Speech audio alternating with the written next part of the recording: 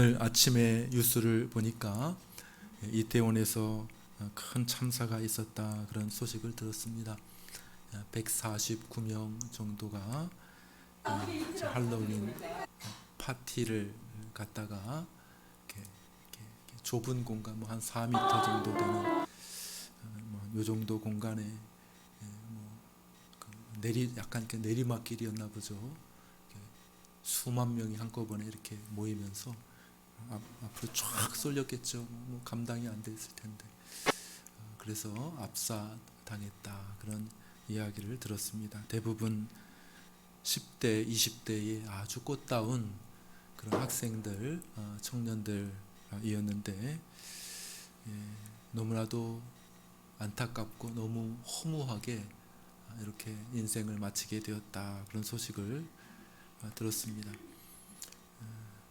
엄밀하게 말하면 죽음의 한 사례이죠. 너무 안타까우니까 언론은 이제 뉴스거리가 될 만한 것들에 포커스를 맞출 수밖에 없죠.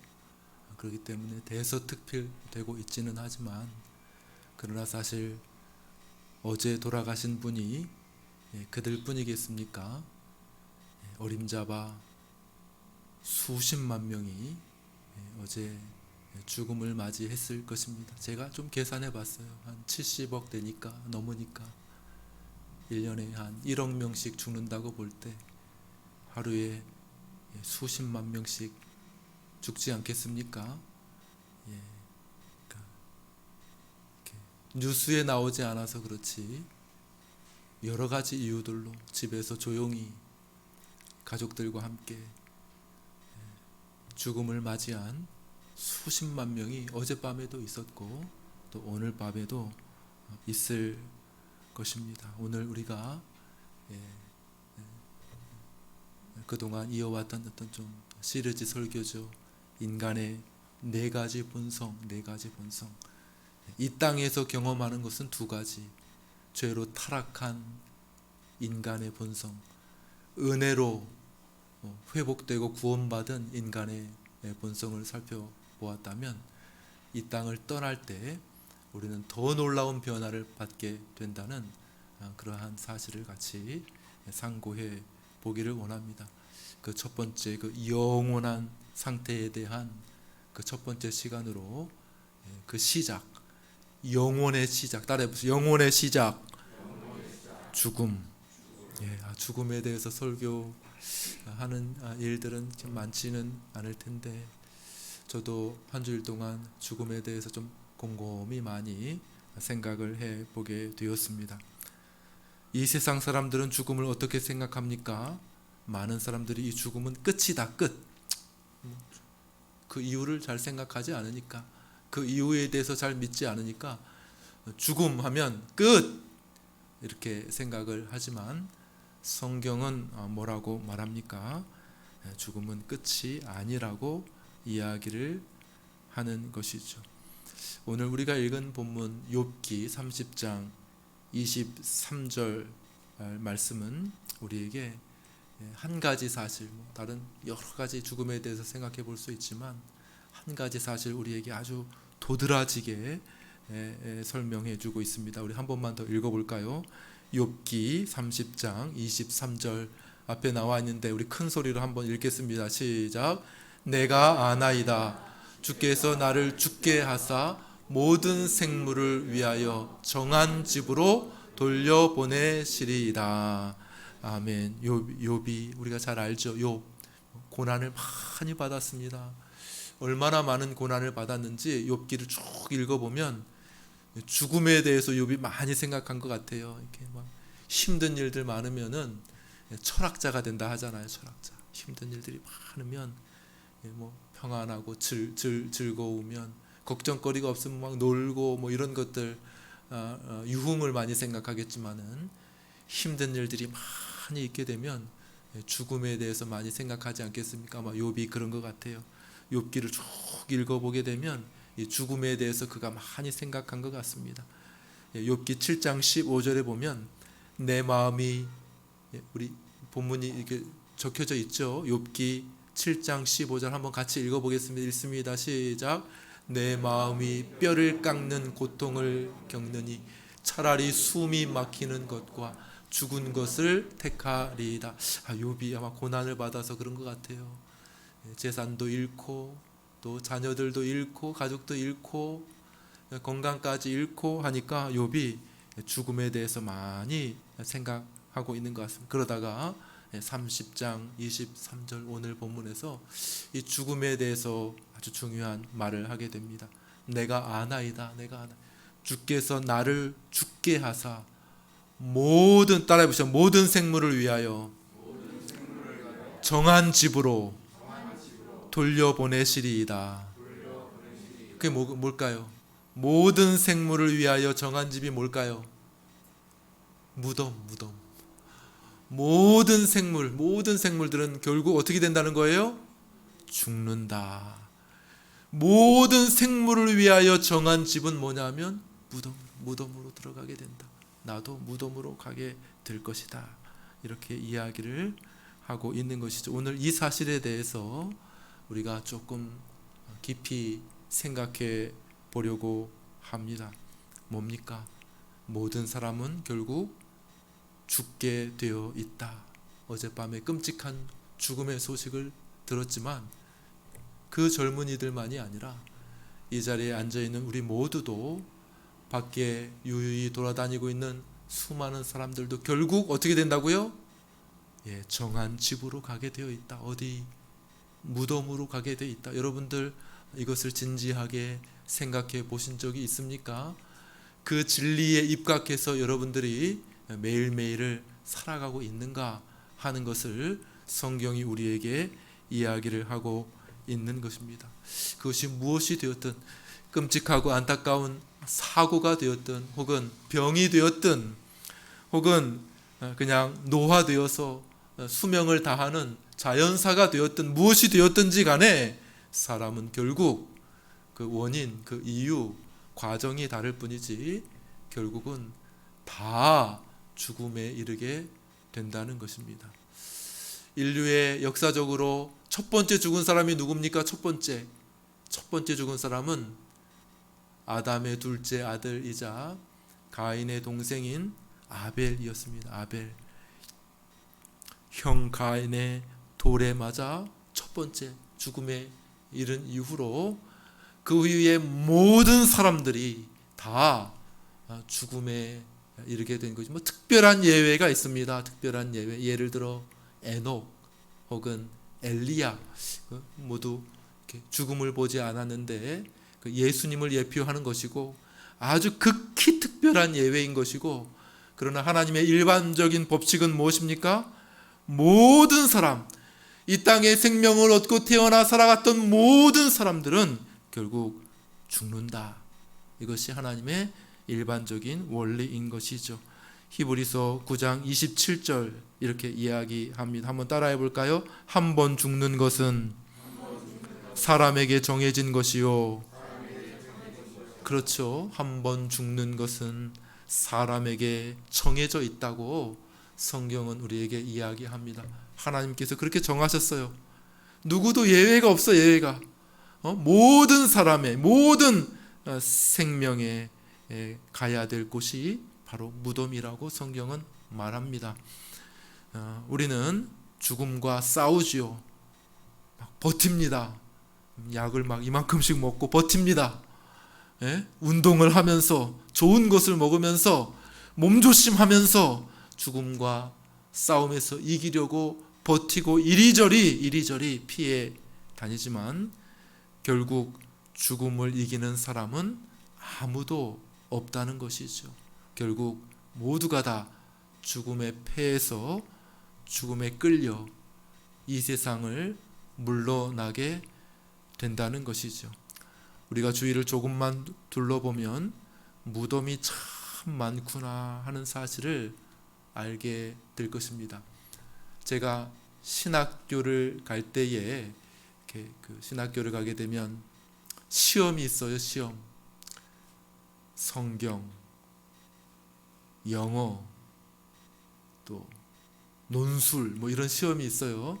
논술 주제가 뭘까 이렇게 공부를 하다가 이제 교수님, 신학교의 교수님들이 쓰신 이렇게 논문들을 모아놓은 책이 있습니다. 신학진함이라는 책이 있어요.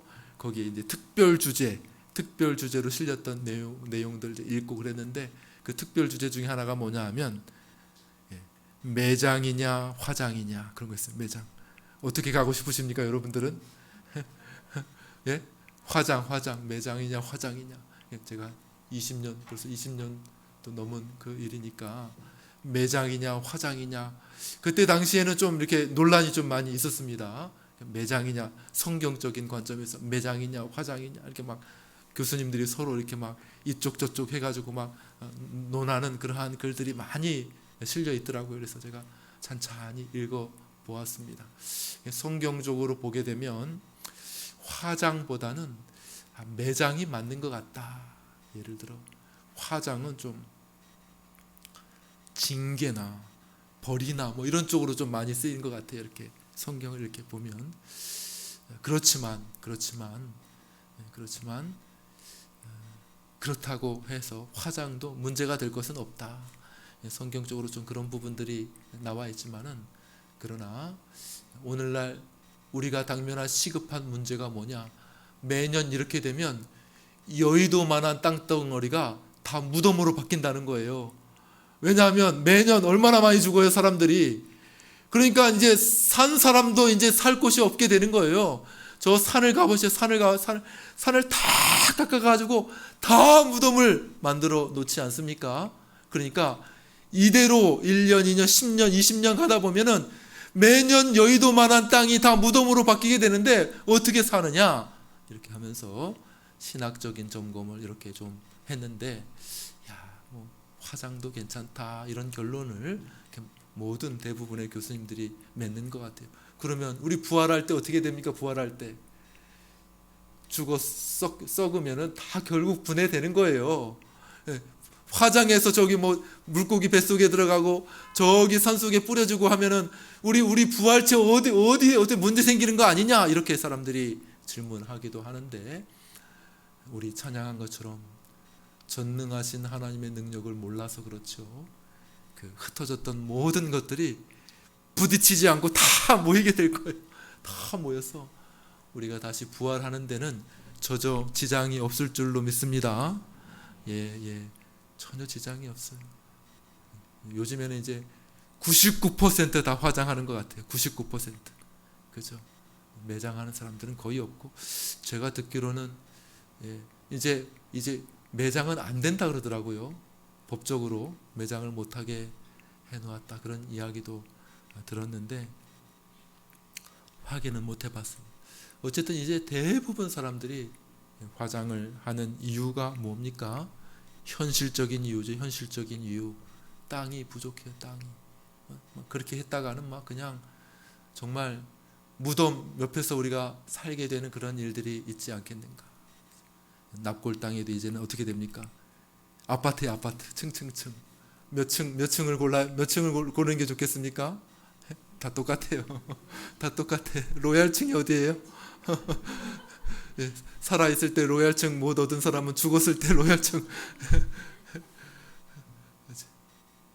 층층층. 이렇게 조그만 공간에 층층층 쌓아서, 그리고 많이 모이니까 공간을 조금이라도 좀 줄이려고 이렇게 하는 노력 아니겠습니까? 왜요? 매년 수천만 명 혹은 1억 명 가까운 사람들이 죽어가니까, 매년 한 70년, 80년 되면 지금 살아있는 70억 명이 넘는 사람들이 다 죽을 것 아닙니까? 다. 그죠? 다 죽을 것 아닙니까? 그러면은 이 온 세상 천지가 다 무덤이 되니까 그럴 수는 없지 않느냐 하는 현실적인 문제가 있을 것입니다. 뿐만 아니라 사람은 다 죽게 됩니다.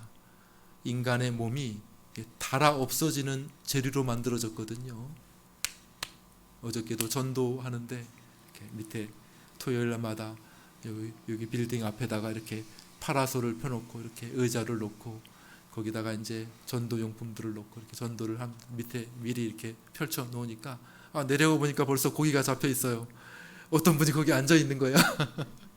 왜 앉아있나 이렇게 보니까 무릎 연골 수술을 해가지고 가다가 거기 의자가 있으니까 이렇게 앉아있는 거예요. 그래가지고 제가 한참 고분하고 이야기하고 전도하고 이렇게 하였는데, 그런 거죠.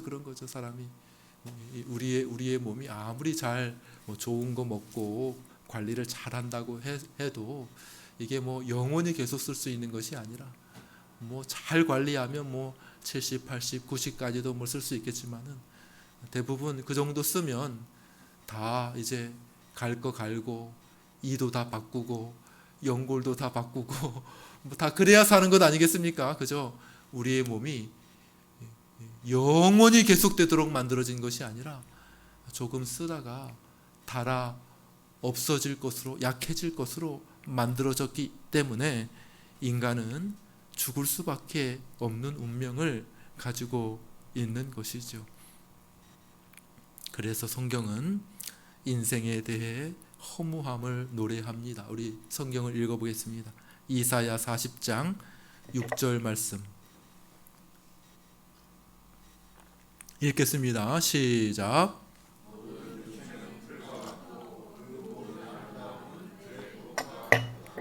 무슨 말입니까? 모든 육체는 풀과 같고 그 모든 아름다움은 들의 꽃과 같도다. 무슨 말입니까?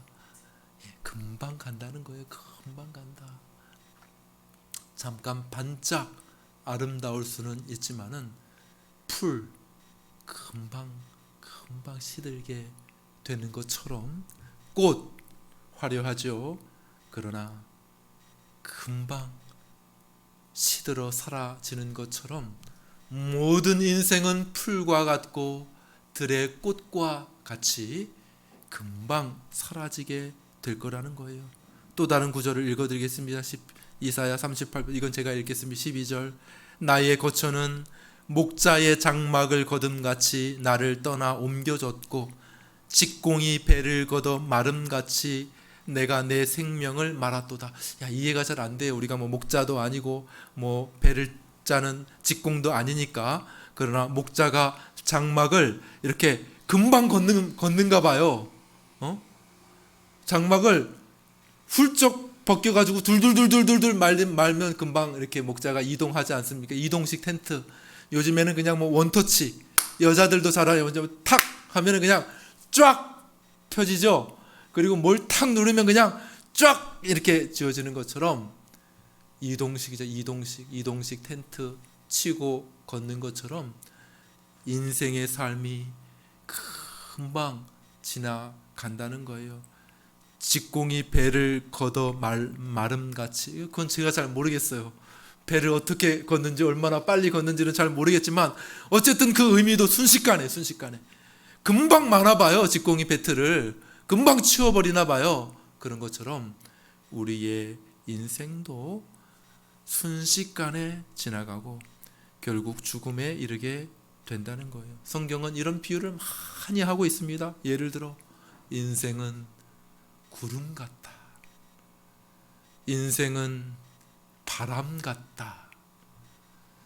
인생은 안개와 같다. 인생은 연기와 같다. 여러분들 성경을 읽어보시면 이러한 비유와 이러한 표현이 많이 있는 것을 보게 됩니다.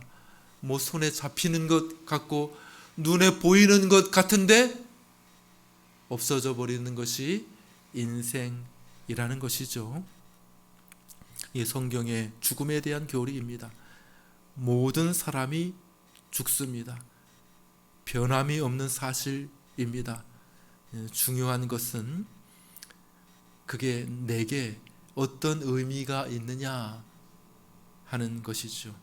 이 사실을 진지하게 생각해보고 이 진리로부터 말미암는 교훈을 우리의 삶에 적용하는 것이 중요할 줄 압니다. 여러분들은 죽는다는 것을 정말 깊이 진지하게 생각해 본 적이 있습니까? 오늘 설교의 목표는 그것입니다.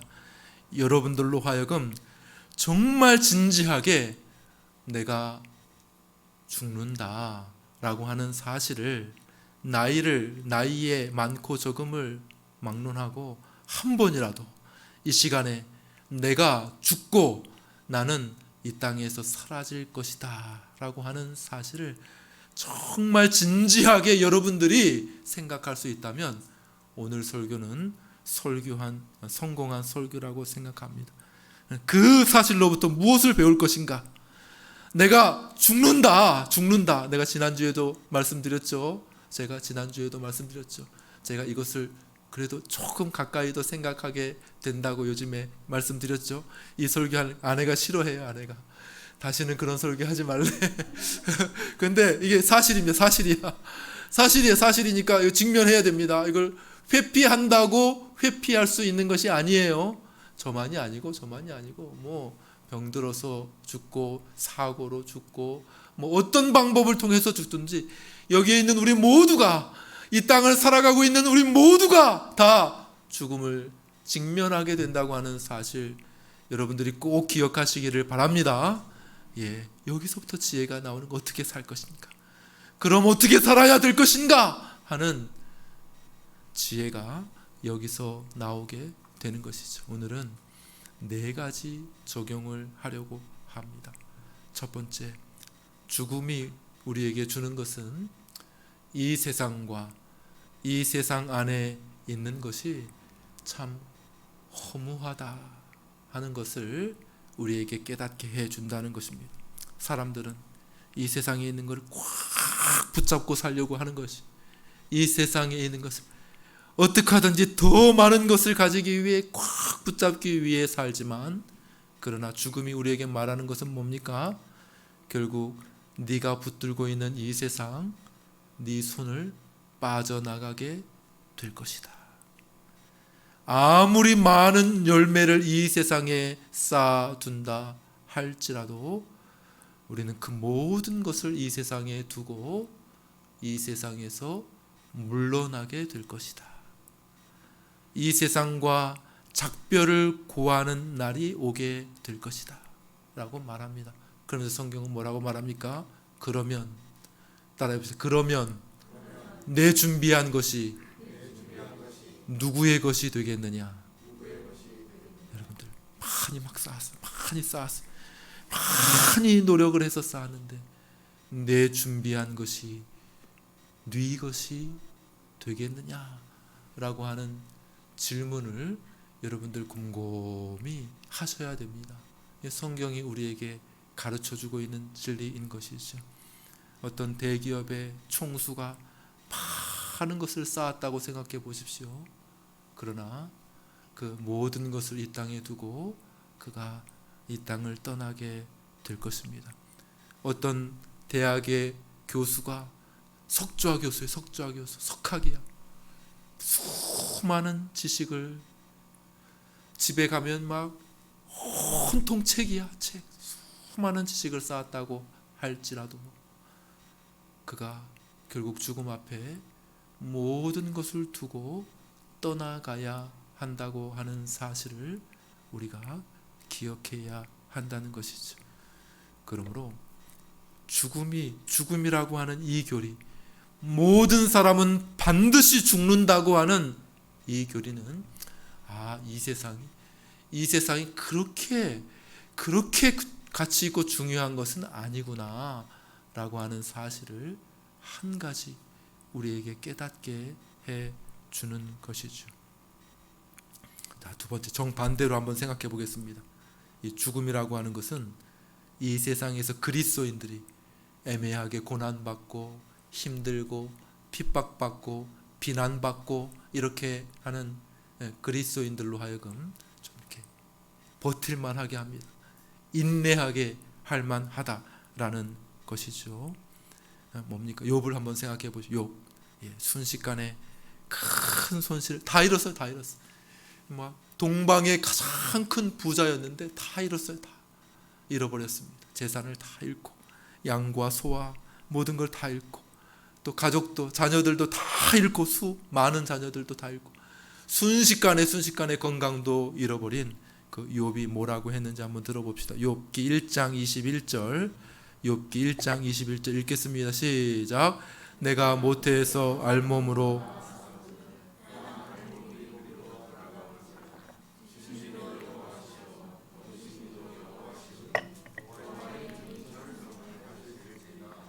아멘. 예, 그렇죠. 그러니까 뭐 그냥 이 세상 사람들에게는 이 세상이 그렇게 악의 싸움을 하면서 이렇게 붙들 가치가 있는 것은 아니고 사라진다 하는 것을 보여준다면 우리 그리스도인들에게는 좀 힘들지 이제 곧 끝날 거야. 뭐 잃어버렸니 너? 뭐 잃어버렸니? 갑자기 많은 재산을 잃어버린 것 심란하지, 아프지. 갑자기 그 건강 잃어버린 것 아프지. 갑자기 가족 잃어버린 것 슬프지. 왜 슬프지 않겠느냐? 그렇지만 결국에는 더 중요한 것도 잃어버리게 될 거야 하는 사실을 보여주므로 우리가 이 땅에서 당하는 여러 가지 고난, 이 땅에서 당하는 어려움들, 그런 것들을 좀 상대화시키는, 그래서 우리의 성도의 인내를 조금 강화시키는 그런 효과가 있을 수 있다는 것이죠. 여러분들은 무엇을 잃으셨습니까? 돈 잃어버려서 아픕니까? 명예가 조금 손상된 것 같습니까? 성적이 조금 떨어졌습니까? 아픕니까? 중요하죠. 그러나 더 중요하고 더 가치 있는 여러분의 생명도 끝날 때가 온다고 하는 사실로 그 모든 것을 상대화시키고 그리고 인내하시는 여러분들 되시기를 주님의 이름으로 축원합니다. 세 번째, 죽음은 이 땅의 모든 종류의 정욕을 절제하게 만듭니다. 죽음은 우리의 몸보다 더 중요한 것이 있다고 하는 사실을 우리에게 이야기를 하는 것이죠. 사람들 어떻게 살아갑니까? 사람들 살아가는 모습을 보면 온통 자신의 몸을 위해 살아갑니다. 정욕을 위해 살아갑니다. 무엇을 먹을까? 무엇을 마실까? 어떻게 즐길까? 어떻게 나의 몸을 유익하게 할까? 어떻게 나의 몸을 재미있게 만들까? 어떻게 나의 몸을 편안하게 할까? 이런 것으로 사람들이 살아가고 있는 것 아니겠습니까? 그렇죠? 죽음은 우리의 몸보다 더 중요한 것이 있음을 우리에게 이야기를 해주고 있다는 거. 뭡니까? 영혼이죠. 영혼. 죽음은 뭡니까? 죽음은 몸과 영혼이 분리되는 것을 죽음이라 이렇게 정의합니다. 몸과 영혼이 분리되는 것을 죽음이라 이렇게 이야기를 합니다. 분리되면 어떻게 됩니까? 분리되면 몸은 금방 썩습니다. 몸은 한 일주일에서 2주 사이에 제일 심하게 부패가 된대요. 무덤을 열어보면 한 일주일 된 무덤을 열어보면 거기 안에 부패가 제일 심하다 하더라고요. 제일 심하대요. 의사의 말이니까 뭐 맞겠죠.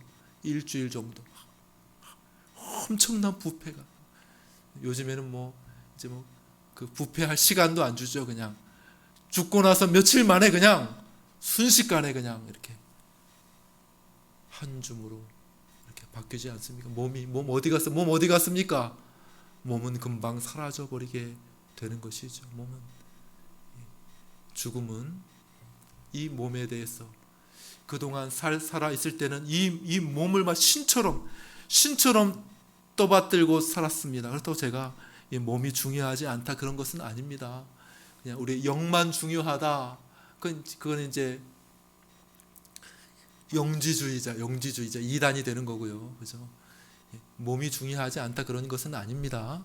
몸 소중하지요. 몸을 잘 이렇게 가꾸고 또 몸이 필요한 적절한 양분도 꼭 줘야 되고 쉼도 줘야 되고 릴렉스 하는 그런 것들도 필요하고 또 이렇게 몸이 필요로 요구하는 것들을 우리가 잘 공급하고 관리하는 것도 필요하죠. 그러나 너무 지나치면 안 된다는 거예요. 몸만 생각하며 살아갑니까? 몸이 요구하고 몸이 달라는 것, 그것만을 채워주기 위해서 일평생을 낭비하며 살아가서는 안 된다는 것이죠. 몸이 소중하지만 그것보다 더 소중한 것이 있다는 겁니다. 뭐요? 영혼. 영혼은 죽지 아니하고 사라지지 아니하고 계속 남아 있다고 하는 사실이지요. 그러므로 몸을 돌봐야 하지만 그보다 훨씬 더 많이 우리가 우리의 영혼에 필요하고 유익한 것을 채워야 할 줄로 믿으시기를 바랍니다. 예, 여러분들, 사람들은 어떻게 해요? 영혼에 대해서는 생각을 안 해요. 영혼이 요구하는 소리에 귀를 기울이지 않습니다. 영혼이 뭐를 필요로 하는지 알지를 못해요.